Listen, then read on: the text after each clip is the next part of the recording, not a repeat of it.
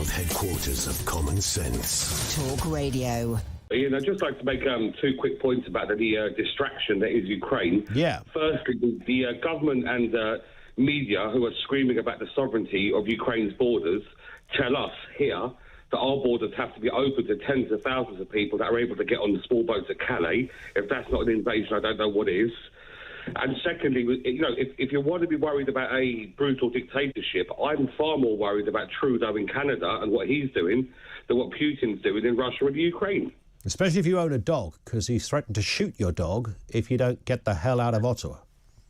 It's brutal what he's done. Frozen bank accounts, people arrested, held without bail on charges of mischief or mischief by association. Yeah. I'm far more worried about what Trudeau's doing in Canada and the fact that the whole West is silent about that than I am about Putin and the Ukraine. I mean, I really don't care about. What do you make of this? I saw somebody say that whether you like it or not. And I, have made my views on what's going on in Canada well known. I'm sure you'd probably concur with me, Phil. But there is a view that actually, if you're the Prime Minister of the place, then you've got to get the place moving, regardless of how much sympathy you might have with different individuals. In the same way that we had to try and unglue Extinction Rebellion off the M25, this is a similar deal, but a bigger one if you're the Prime Minister.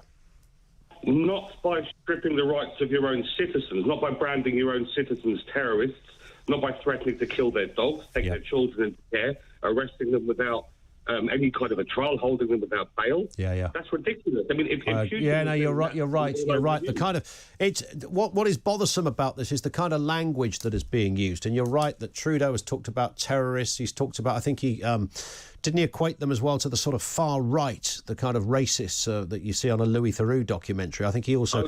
Yes, he did. There was one person with a Nazi flag, and then somebody else took a photograph of the photographer who captured the one person with a Nazi flag, and the photographer is a close associate of Justin Trudeau. I mean, that's funny, isn't it? It is funny. It's just very predictable. And I'm far more worried about seeing the rights of the Canadians stripped away than what Putin's doing in Russia, because from what I can gather, where he's gone in, where he is separatist, those people want him there. Do you know what? I think you've illustrated a brilliant point, Phil. Thank you for that. And one of the points that Phil has illustrated is how much... It comes back to that point we were talking with Peter Cargill. Why don't you talk about this or why don't you talk about that? And, to Phil, that is a more important point. Good talk. Hot talk. Bold talk. Talk radio. Listen on your smart speaker. Watch it live on your smart TV. The world headquarters of common sense. Talk Radio.